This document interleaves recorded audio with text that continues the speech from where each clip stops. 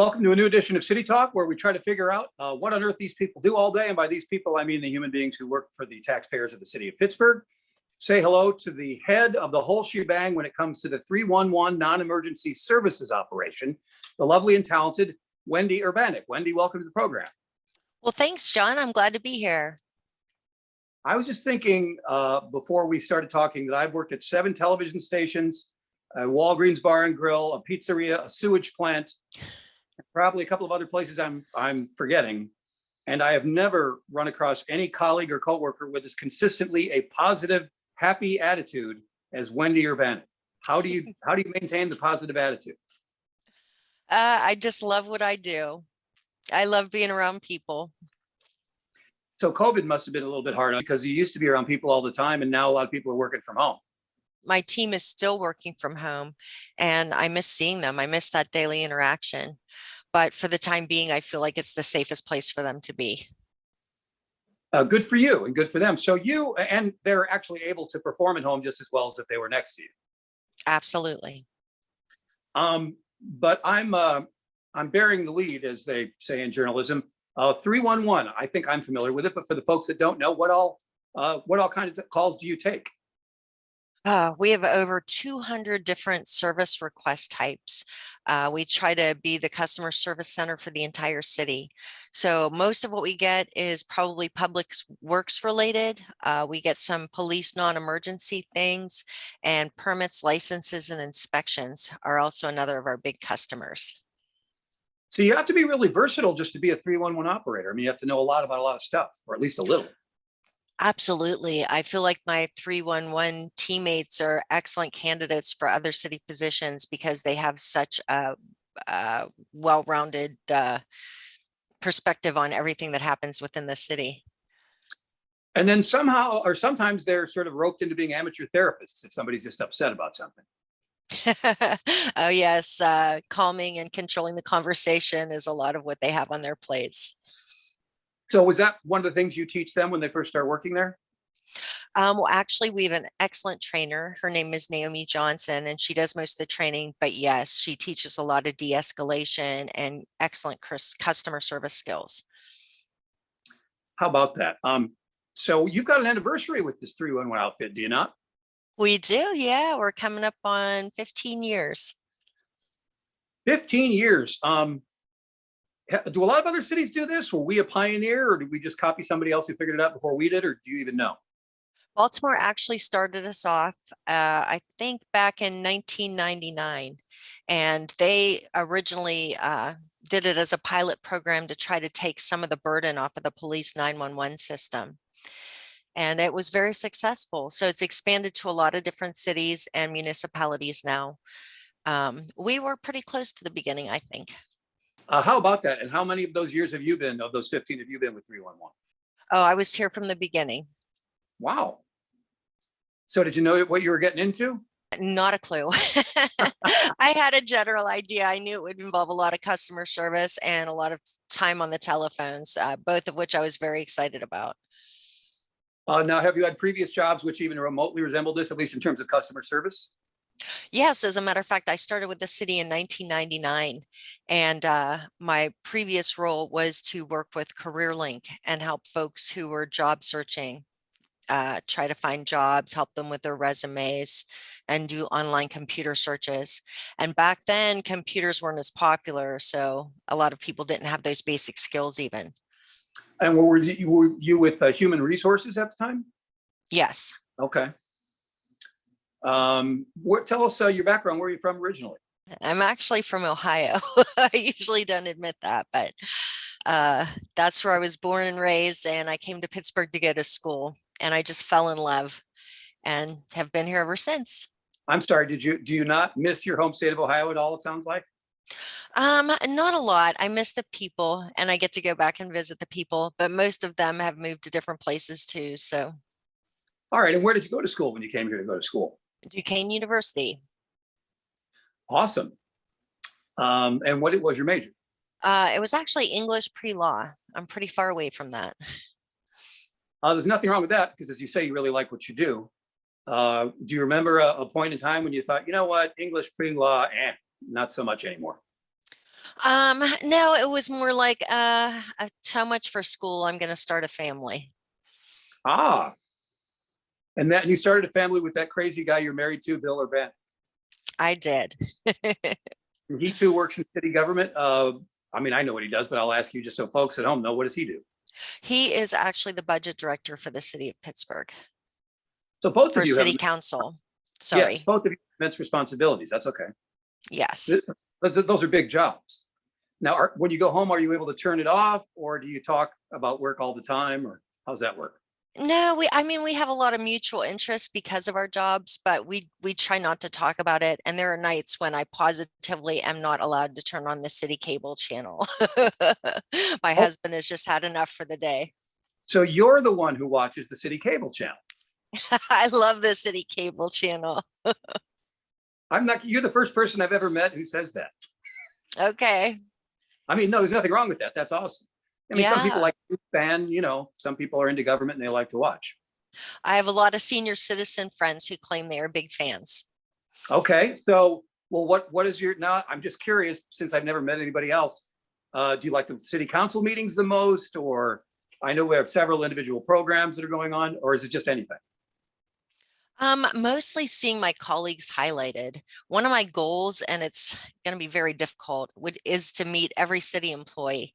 And we're so spread out throughout the city, makes it kind of difficult. But I love seeing what they do and see their work being recognized and learning more about their jobs. Because the more I learn about them, the better I can do my job. Are you serious that one of your goals is to meet every single city employee? I would love to, yes. How about that? I never even And I thought will that. confront them on, I'm sorry, I'll confront them on the streets. I see garbage men, I'll be hey, I'm Wendy. Thanks for what you're doing. And how do they react? Usually very positively. They appreciate the recognition. That's fantastic. So were you at all surprised, you recall when you first joined the city, that, as I've often phrased it, there weren't a bunch of people sitting around with their feet up on the desk smoking cigarettes, and they have dedicated employees? Like some people do, a dim view of government workers till you got here and realize that they're not so bad after all. Oh, no, I actually didn't. My time at CareerLink actually was a partnership with city government, county government, state government. So I got to see a lot of how they functioned. It did make me appreciate the fact that I was with the city. Interesting. To get back to the 311 calls, and I'm not trying to embarrass anybody, or maybe you can be vague about it, but you probably have to get some unusual calls every now and then, not just, hey, there's a pothole over here, my neighbor's tree is overgrown. There's got to be stuff beyond the mundane. Oh, yeah, we've had some exciting ones. When we first opened, I got an interesting letter about a note in a bottle. It was found in the Gulf of Mexico, and they were trying to figure out who could have written the note with a vague name and vague Pittsburgh address. So I ended up contacting the Pittsburgh History Center, and we did what we could to try to figure it out, but we never did get to the bottom of that one. Fascinating. Do you remember what the note said? Just that, I'm a sailor in such and such ship, and if you find this bottle, please let me know where you found it. That must have been interesting, at least attempt to research. Anything else come to mind that was out of the ordinary?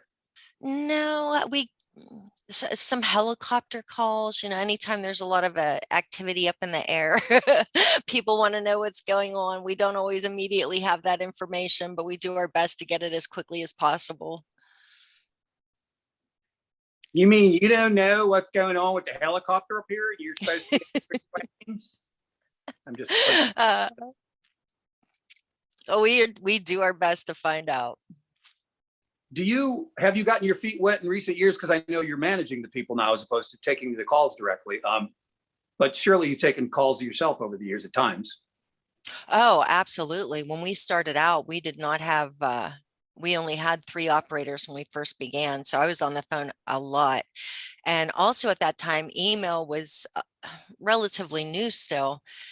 Every every department on the city website had my email listed for if you have questions or information. So I was like permanently attached to a laptop for probably 3 or 4 years. I fielded all of those emails myself. Holy cows, you must have been swamped 24/7. I was, in addition to taking calls when that was needed too. So you mentioned you only had 3 people. How many have you got now? So now we're closer to 11 or 12, a mix of part-time and full-time. But I'm guessing you're still pretty busy. Is there a slow season or a season when things heat up, or is it just random? We do stay really busy. Events usually spike our calls. For example, a big snowstorm will get flooded with calls. A large water main break might do that. If there's a water outage somewhere, we try to take as much as we can off of 911 without overstepping, because it's important people realize that 911 is for emergencies. And do you, I know you have to interact with other departments to say, hey, this is a complaint. This would be a Department of Public Works type of complaint, or this would be another department kind of complaint. Is that all through email? Do you go out and see them, or all sorts of communication between you guys? Oh yeah, when I first started, I would write in the public works trucks because I needed to know, what's a catch basin, what's a windrow, what's a state job. I had to learn all the terminology so that I could, effectively communicate and get issues resolved. And what are those things? Catch basins and state jobs are actually both the same thing. That's where our stormwater goes. And a windrow is actually the little asphalt curb that we can put along the side of the road to divert water. Interesting. You got all sorts of trivia and stuff that you know that you used to know before you started this. Absolutely. And I'm still learning. Oh yeah, learn anything new recently? No, but I've been like facilitating between different departments, because we get a lot of, this isn't mine, give it to so and so, but no, it's not mine either, give it to someone else. So sometimes I'll go around in circles for a bit trying to get to the bottom of situations. Well, since you like people, you probably do a lot of it yourself. I mean, in person is what I'm saying. Yeah, I do. I mean, with COVID, we've had to do a lot more on the phone, but if I have an opportunity to stop by in person, I prefer that. So how have you and your husband been coping with COVID? I think pretty well. We had a healthy COVID plan to make sure that we weren't spending the whole time on our couch. So we incorporated a lot of exercise and so you actually you developed a plan. We did. That's ingenious. And what kinds of exercise? Well, during the winter months when we didn't want to get outside, we actually our kids bought us an virtual reality so we can get some exercise right in our living room and pretend like we're someplace else besides our living room. I reincorporated jumping jacks into my routine, and then I found that I could no longer walk, so I stopped that. I found out it's not like when you do 100 jumping jacks when you're 18, at least not for me. Do you have any hobbies, or do you even have time for hobbies with as busy as you guys are? Well, we spend a lot of time with our kids, and they are new homeowners, so we help out where we can there. We like to travel a lot. Oh yeah, have you been able to go anywhere recently, or is it all shut down because of COVID? I actually finally did just get to go visit my father in Florida last month, so it was the first time I'd been there for a few years. It was nice. Yeah, I just flew to Rhode Island, and it's the first time I've flown anywhere in years. So do you flew, I assume? Yes. And were there any crazy people on the plane, or it was all hunky-dory? No, very calm and no problems. How did it feel just, doing something like that again? It was nice. It was nice to get out. And of course, you don't know where you're going. When I went to Florida, I wasn't sure what to expect from a different state, but everything seemed pretty similar to what was going on up here. So it sounds like you'd like to keep doing this job as long as you want, and as long as they want you. Yeah, I feel like we're doing a great service to the community, and it's a necessary part of making our city better. Are there any, I hate to be so generic, but are there any new kinds of calls that you get now that maybe you didn't get 10, 15 years ago? Oh, absolutely. Okay. Our biggest one lately, has been the scooters. Lots of questions. They're leaving them in my driveway and they're going all over town and they don't pay no attention to traffic laws, that sort of thing. Yeah, but more importantly, blocking sidewalks and accessibility. So what can you do about that? Well, we've just been working with the company and in hopes that they can better educate the public on some of the rules and regulations around riding them. So sometimes you just have to try to persuade people to behave better. Yeah. And the company's being proactive in doing that. And we were happy to facilitate getting those calls and concerns to them. I myself have not ridden one of those scooters. Have yourself? I haven't tried one yet myself. Yeah, I want to live. Just looks like an accident to happen to me. Although a lot of people seem to be having a lot of fun. Most folks are not aware, but you're required to wear a helmet with those. I definitely did not know that because I've never seen anybody wear a helmet with one of those. No kidding. But I guess they don't have a lot of scooter police around to enforce all of that. Exactly. But if I get a helmet, then I might venture. Okay, so scooters are one type of phone call that maybe you didn't get 10 years ago. Anything else that comes to mind? Well, we've actually had 2 scooters come out lately. Before the standing scooters, we had the sitting Scooby scooters. Oh, yeah. And so those we navigated that. Gotcha. Man. So do you, when there's yet another new technical innovation for transportation, do you roll your eyes and go, here we go again? I'm ready for whatever they want to hand our way. We had to get used to a whole new department since the inception of 311, because when we opened back in 2006, we didn't have the Department of Mobility and Infrastructure. So how has that changed what you do? Well, all of our requests have to route to the proper department. So we have to do a lot of back end work to make sure that the proper concerns are getting to the proper place. All right, Wendy, well, you're so busy. I feel like I'm keeping you beyond how long I should keep you. Do you have any words of wisdom, parting thoughts for your fellow City Channel Pittsburgh fanatics? Just be kind to your neighbors. I feel like this pandemic has taken its toll on everyone. And we've had some calls lately that have not been very pleasant. So just please know that we're doing our best to get answers and to get your request processed to the right places. And we're here to help. And all of your operators are, I'm sure, encouraged to be kind, even in the face of the opposite of kindness. Absolutely. All right. Well, please continue to have your positive attitude so I can continue to marvel at it. I appreciate that. Thanks, Sean. And I'll see you around the Office of Innovation and Performance. Wendy Urbanic, thanks so much for doing the program. Thank you. Have a great day.